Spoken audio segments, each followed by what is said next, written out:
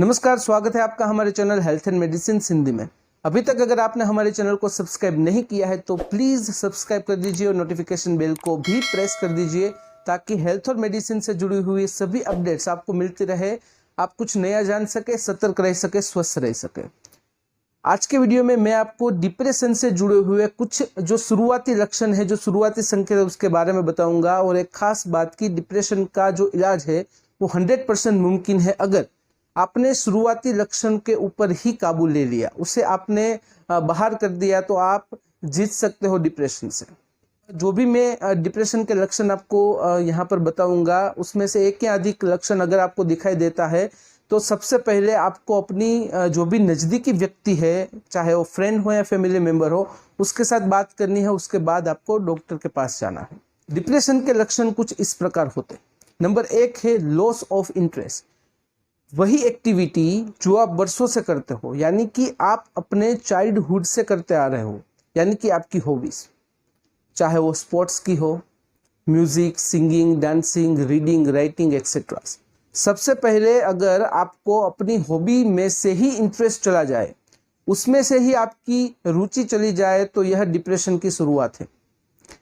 Past में आप social butterfly थे, यानी कि आप सोशल मीडिया पर एक्टिव थे, आप एक्चुअल सोसाइटी में भी एक्टिव थे, लेकिन सडनली आपने सब कुछ बंद कर दिया। आप अपने नज़दीकी जो भी फ्रेंड है उसके फ़ोन कॉल नहीं ले रहे हो, उसके जो मैसेजेस है उसके रिप्लाई भी नहीं दे रहे हो।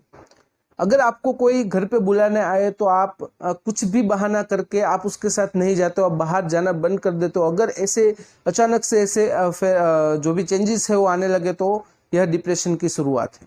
नंबर 2 है फीलिंग होपलेस एंड हेल्पलेस।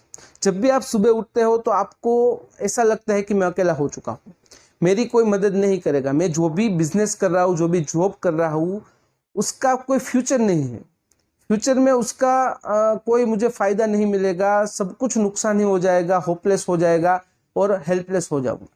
अगर ऐसा आप सोचते हो तो यह भी डिप्रेशन की शुरुआत है। नंबर 3 है थॉट ऑफ सुसाइड। देखिए, डिप्रेशन में थॉट ऑफ सुसाइड कब होता है? जब भी डिप्रेशन की शुरुआत होती है तो आपको जो भी आपके आसपास के मेंबर्स है, आपके फैमिली मेंबर्स है, आपके फ्रेंड्स है, आपकी सोसाइटी है, वह सब लोग आपको ज़्यादा खुश लगते हैं, अपने आप को आप दुखी समझते हो। आप ऐसा सोचते हो कि पूरी दुनिया में मैं एक ही ऐसा अकेला आदमी हूँ जो दुखी हूँ, मेरा कोई नहीं है, मैं अकेला हूँ।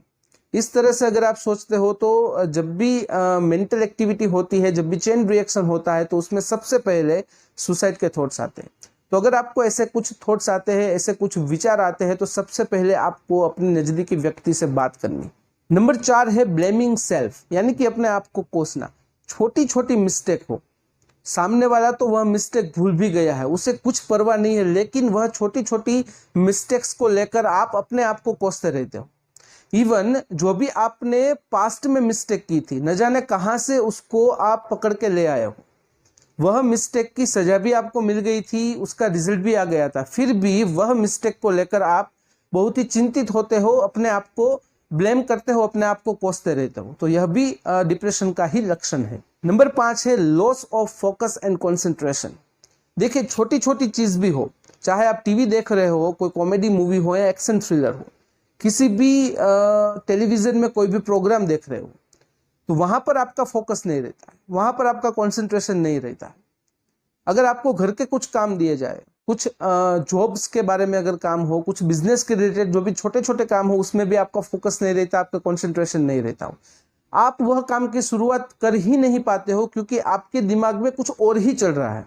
ऐसी सिचुएशन में भी डिप्रेशन आना स्वाभाविक है। नंबर 6 है स्लीप एंड एपेटाइट चेंजेस, यानी कि सोने का वक्त, सोने की जो अवधि है और खाने का जो प्रमाण है उसमें चेंजेस होना। या फिर आप बहुत ही ज्यादा खा लेते हो या ज्यादा सो लेते हो, या बहुत ही कम सोते हो और बहुत ही कम खाते हो, दोनों चीज डिप्रेशन के साथ लिंकअप है।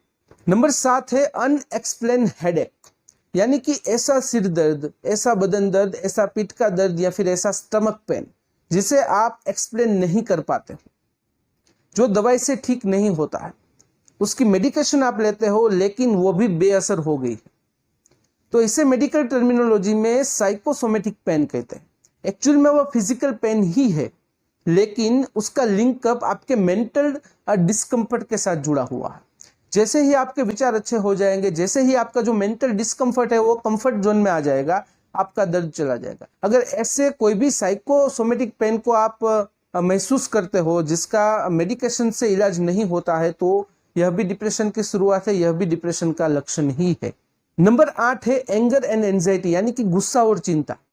देखिए वैसे तो शायद सभी लोगों को यह दोनों चीज होती है, लेकिन उसका एक समय होता है, उसकी एक अवधि होती है।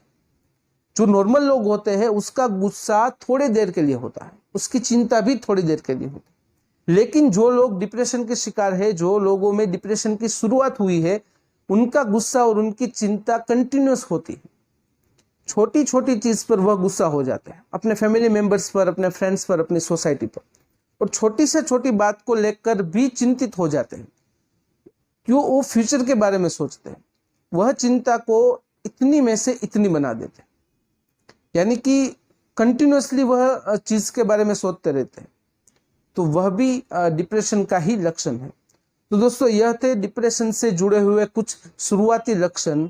अगर शुरुआती लक्षणों पर हमने काबू ले लिया तो डिप्रेशन का इलाज मुमकिन है। अगर इनमें से एक या अधिक लक्षण आपको कभी भी दिखाई दे तो सबसे पहले जो भी आपके नियरेस्ट जो भी पर्सन है उसके साथ बात कीजिए, और उसके बाद आप डॉक्टर के साथ बात कर सकते हैं।